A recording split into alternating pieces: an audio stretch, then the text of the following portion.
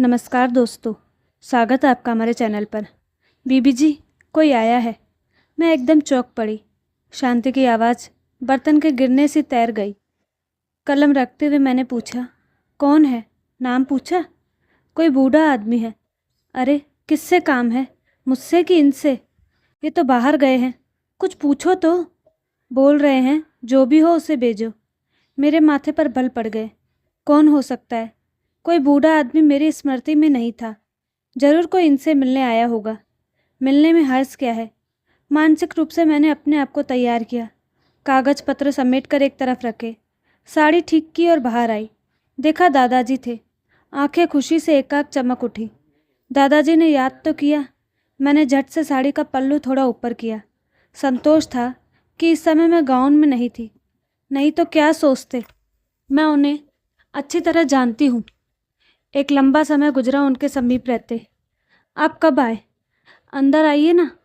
ये तो दिल्ली गए हैं, मैं एक सांस में कह गई। बदन में एक अजीब से हड़बड़ाहट पैदा हो गई थी। नंदू दिल्ली गया? कब? आश्चर्य से उन्होंने पूछा। 4-5 दिन हो गए, आज आ जाएंगे। वे आहिस्ता से चलते हुए ड्राइंग रूम में आए और सोफे पर धंस गए। मैं सोच उठी, पैदल चलकर आए होंगे, थक गए। सोचा होगा क्वार्टर पास ही चल लेंगे, लेकिन ये गाँव की पगडंडियाँ थोड़े ही है कि यहाँ चलते चलते थकान नहीं उभरती। ये शहर की चौड़ी सकरी सड़कें, जहाँ वाहनों का जंगल सा उमड़ा रहता है, सावधानी बरतते आदमी थक ही जाता है। दादाजी, चाय तो चलेगी? मैंने पूछा। वे चुप ही रहे, आंखें मूंदे बैठे रहे। तभी मुझे लगा कुछ गलत तो नहीं कहा। ये क्या पूछना, चाय तो पियेंगे ही, थके मांदे हैं। मैं जल्दी से किचन में गई, गैस पर चाय की केतली चढ़ा दी। शांति को इधर उधर खोजा कि उन्हें पानी दे आए। जब कहीं न दिखी तो मैं ही पानी लेकर गई, लेकिन ध्यान चाय पर ही रहा, कहीं उफन न जाए। शांति पर बड़ा गुस्सा आया। वह कहाँ चली गई? बताकर नहीं जाती। अजीब मैरी है।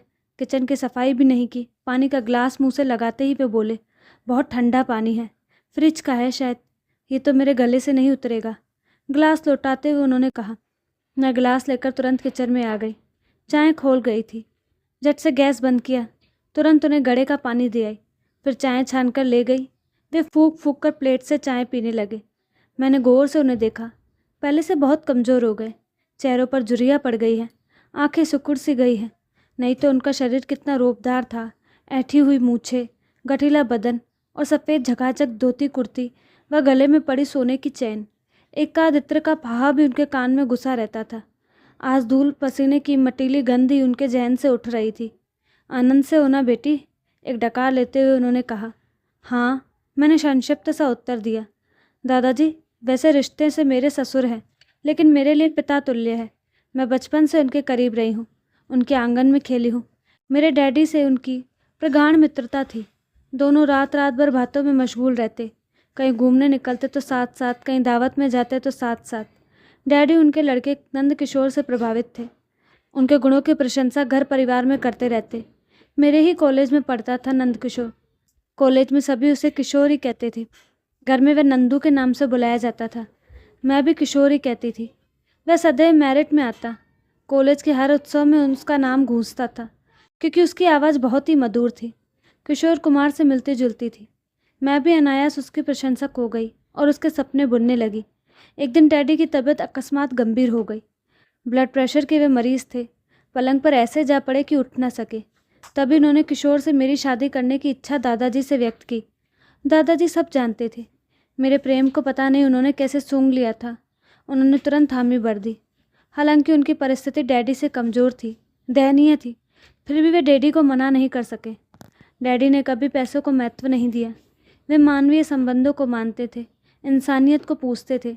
वे अक्सर दादाजी के यहाँ दावत लेने की बात किया करते थे। आत्मीय खुशी मिलती थी उन्हें दादाजी की दावत में। बिल्कुल सादा भोजन बनता था। दादाजी के यहाँ आम की चटनी की तारीफ करते हुए अघाते नहीं थे। मेरी शादी किशोर के साथ संपन्न करने के 1 हफ्ते बाद ही डैडी का स्वर्गवास हो गया। हमारे परिवार पर वज्रघात हुआ। मैं किशोर के साथ महानगर चली आई। यहाँ आकर मैंने जाना कि मैं जितनी आकर्षित किशोर से थी, वह उतना मुझसे नहीं था। एक दूरी वह बराबर रखे रहा। उसने क्यों मुझसे शादी की, क्यों मुझे बंधन में बांधा, ये मैं आज तक नहीं समझ पाई। मैं अक्सर महसूस करती कि मेरे साथ उठते बैठते उसे आत्मीय खुशी नहीं होती थी। चेहरे से वो भले ही मुस्कुराता, लेकिन ऐसा लगता जैसे एक कांटा उसके अंदर गड़ रहा है। प्यार वह मुझसे जताने की कोशिश करता, लेकिन नज़रें कहीं और डूबी लगती, जैसे देख वह मुझे रहा हो और खोया कहीं और हो। उसके चेहरे पर सुकून की रेखाएं मुझे कभी नज़र नहीं आई। काश मुझे उसकी भावनाओं का पहले से एहसास हो गया होता, या वह मुझे नकार देता तो शायद यह खालीपन न चुभता। तभी कॉल बेल की टनटनाहट मेरे कानों में पड़ी। देखा तो पोस्टमैन खड़ा था। डाक लेकर मैं अंदर आ गई। भारतीय ज्ञानपीठ का पत्र देखकर मन पुलकित हो गया कि दादाजी के आते ही ये खुशखबरी मिली। क्या बात है बेटी, बहुत खुश दिख रही हो? दादाजी ने गौर से मुझे देखते हुए पूछा। ज्ञानपीठ ने मेरा कहानी संग्रह स्वीकार कर लिया है। खुशी से झूमती मैं बोल पड़ी। बहुत अच्छा, तुम तो ऐसे माहौल में कहानियाँ लिख लेती हो। तुमको लिखने का समय मिल जाता है यहाँ? निकाल लेती हूँ। दूर कहीं जा भी तो नहीं सकती। क्यों? पहाड़ पर जाकर तुम अच्छा लिख सकती हो। इन्हें ये सब पसंद नहीं। ये सुनकर वे खामोश रह गए और पारखी नज़रों से मुझे तोलने लगे। मैं उनकी दृष्टि के समक्ष अधिक देर तक नहीं टिक सकी और मैंने अपनी नज़रें झुका ली। शायद बहुत कुछ पढ़ लिया था उन्होंने मेरे चेहरे से। तब भी तो वे बोले, क्या नंदू अब भी वैसा ही है? हाँ, अब तो फासला और बढ़ गया है जब से मैनेजर हुए हैं। हाँ हाँ, समझ गया। क्लब जाता होगा, देरी से घर आता होगा, पार्टियाँ चलती होंगी। मैं चुप्पी रही। इन पर कीचड़ नहीं उछालना चाहती थी। हालांकि दादाजी को शादी के बाद मालूम पड़ गया था कि ये मुझे पसंद नहीं करते, लेकिन वे आश्वस्त थे। कहते थे जब घर गृहस्थी का बोझ सिर पर पड़ेगा तब अक्ल दुरुस्त हो जाएगी। लेकिन ऐसा कुछ नहीं हुआ। दिन पर दिन ये मुझसे किनारा काटते गए। मेरी इच्छाओं की इन्होंने कभी परवाह नहीं की। ये तो अच्छा था कि मुझे लिखने पढ़ने का शौक़ था, इसलिए मेरा समय कट जाता, नहीं तो एक पल काटना भी मुश्किल हो जाता। खामोशी को तोड़ते हुए दादाजी बोले, अनूप के यहाँ भी यही होता रहता है। जब से इनकम टैक्स ऑफिसर बना है अपनी जड़ी भूल गया है। बहू भी पीती है। मैं अवाक रह गई। दादाजी के गिरे स्वास्थ्य का कारण अब मेरी समझ में आ गया। आप मैगज़ीन देखिए, मैं नाश्ता बनाकर लाती हूँ। इतना कहकर मैं किचन में चली आई। अनूप का चेहरा आंखों में झिलमिला गया। वह तो बहुत सीधा साधा लड़का था, पान सुपारी तक नहीं खाता। ये लत उसे कैसे लग गई? दादाजी ने अपने दोनों लड़कों के लिए क्या नहीं किया। मामूली मुंशी की नौकरी से ही एमए तक पढ़ाया, नौकरी लगवाई, शादी की और वे अपनी परंपरा भूल गए। मुझे याद हो आए वो दिन जब मैं दादाजी के घर जाती थी। चप्पल बाहर ही उतारनी पड़ती थी। आंगन लिपा पुता रहता था। अगरबत्ती की खुशबू से बैठक खाना गमका रहता था। शुद्ध पवित्र वातावरण था। दादाजी को हिंदी व संस्कृत का बहुत ज्ञान था। शास्त्री तो थे ही वे, वेद उपनिषद के भी ज्ञाता थे। मैं उनसे संस्कृत पढ़ने जाया करती थी। उसी समय किशोर अनूप मिल जाते, थोड़ा हंसी मजाक हो जाता। बचपन की अपनी अलग ही जिंदगी थी। इस घर में कभी बहू बनकर आने का सोचा भी नहीं था। कैसे बन जाते हैं नाम, कैसे छूट जाता है घर। आंखें नम हो गई। तभी ध्यान कढ़ाई पर गया, गर्म हो गई थी।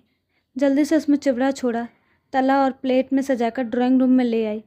देखा दादाजी वैसे ही एकाग्र चित्र बैठे थे। भीतर ही भीतर मैं छलक गई कि जिनके समीप रहकर मैंने शिक्षा ग्रहण की, दुनिया के मायने समझे, धर्म कर्म की बातें सीखी, वे मेरे घर तो आए। पोर पोर से खुशी टपक गई। लेकिन एक बात मुझे अनायास ही चीर गई कि उन्हें देने लायक मेरे पास क्या है। ये अंग्रेजी बिसात का सामान, ये फैंसी आइटम, कोई भी कलात्मक वस्तु नहीं मेरे पास जिसे मैं उन्हें भेंट कर कृतकृत्य हो सकती। नाश्ता कर वे नहाने चले गए। मैं घर के काम निपटाती रही। कब 2 बज गया कुछ पता ही नहीं चला। मैं दादाजी की आवश्यकता जानने आई थी कि कॉल बेल टनटना उठी। देखा तो ये थे, दिन में ही पीकर आ गए थे। दरवाज़ा खोलते ही मुझे गंध आ गई।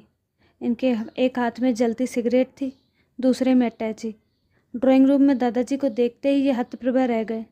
तुरंत सिगरेट को जूते से मसलते हुए बहके बहके स्वर में बोले, दादा कब आए? आने की कोई कुछ खबर नहीं दी। इनके पैर लटखड़ा रहे थे, आंखें नशे से भारी थी। मैं इनके हाव भाव देखकर शर्म से गड़ गई। क्या सोचते होंगे दादाजी? ये उनका खून है, ये उनके त्याग बलिदान का प्रतिफल है। बड़ी घुटन सी हुई। दादाजी बोले, तुमको जब अपनी खबर नहीं तो दूसरों की खबर क्या लोगे? खूब नाम रोशन किया है बेटा। मैं तो ये कहने आया था कि 20 तारीख को बबली की शादी है, छुट्टी लेकर आ जाना। वे बेचारी बहुत याद करती है तुमको। भैया नहीं आए और एक तुम हो। 2 वर्ष से एक पत्र भी नहीं दिया।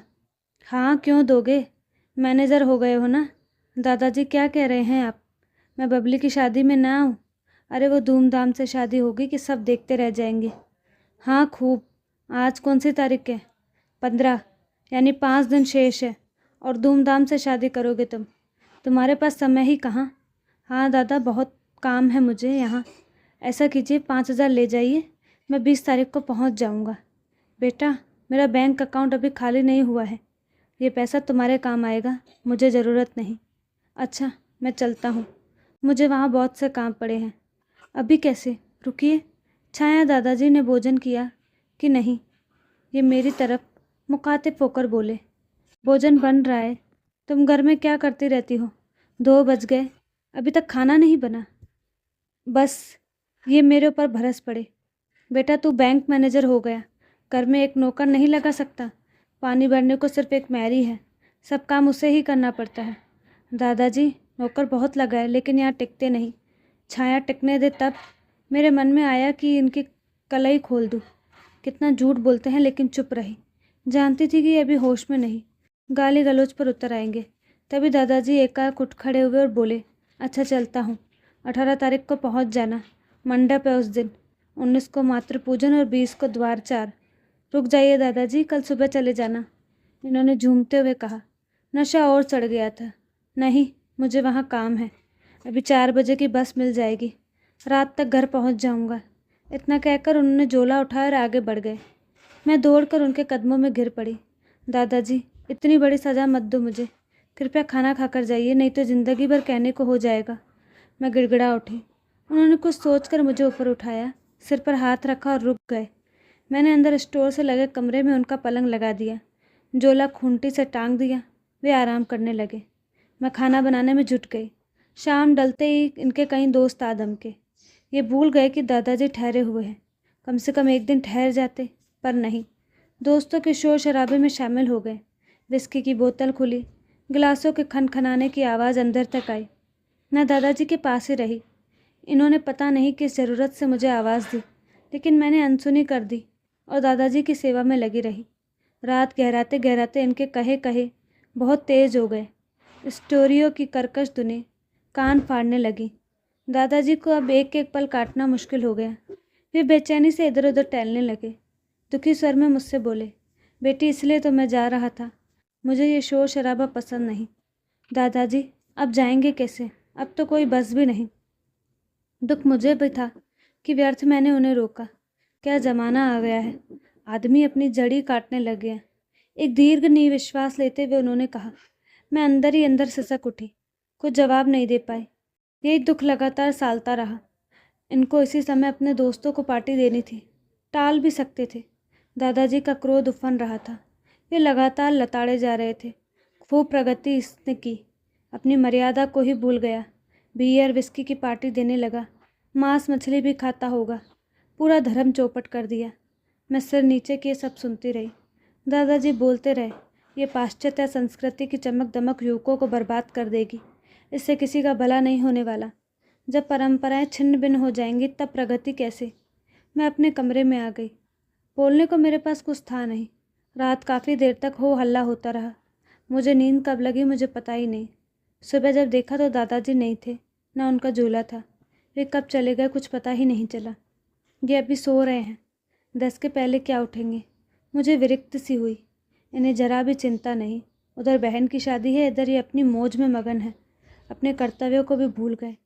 घर परिवार के प्रति संतान का क्या दायित्व होता है, इन्हें जरा भी बोध नहीं। मेरे करीब तो 1 मिनट नहीं ठहरते। पता नहीं मेरी कौन सी आदत इनको अप्रिय है। यही कि मैं इनके साथ क्लब नहीं जाती, ताश नहीं खेलती, बियर विस्की नहीं पीती। इन्हें शायद ऐसी पत्नी की आवश्यकता है जो पार्टी में इनके साथ चहके, अत्याधुनिक ड्रेसें पहने और विस्की में इनका साथ दे। जीवन को ये मौज ही समझ बैठे हैं। इसके आगे भी कुछ है, इसका इन्हें कुछ ध्यान नहीं। जीवन की कितनी गलत परिभाषा लगा बैठे हैं ये। धर्म संस्कार को ताक में रख दिए। भला मैं कैसे खुश रह सकती हूँ उन संस्कारों को त्याग कर, जहाँ मेरा सृजन हुआ, रचना धर्मिता मुझे मिली। जब रास्ते ही अलग अलग है तो क्यों बोझ बनूं मैं इन पर? सब कुछ करके तो देख लिया, अब क्या क्या सहन करूं? अब सहन भी तो नहीं होता, दूर रहना ही बेहतर है। इन्होंने तो माता पिता को बिल्कुल बिसार दिया। बहन की शादी में जाना भी इनका असंदिग्ध है। यदि मैं नहीं पहुंची तो दादाजी पर क्या बीतेगी। एक मेरा ही भरोसा है उन्हें, मैं इसे टूटने नहीं दूंगी। ये सोचकर मैंने तुरंत कपड़े बदले, बालों को संवारा, अटैची लगाकर कमरे के बाहर हुई कि ये आ गए। कहाँ जा रही हो? दादाजी कहाँ हैं? दादाजी चले गए।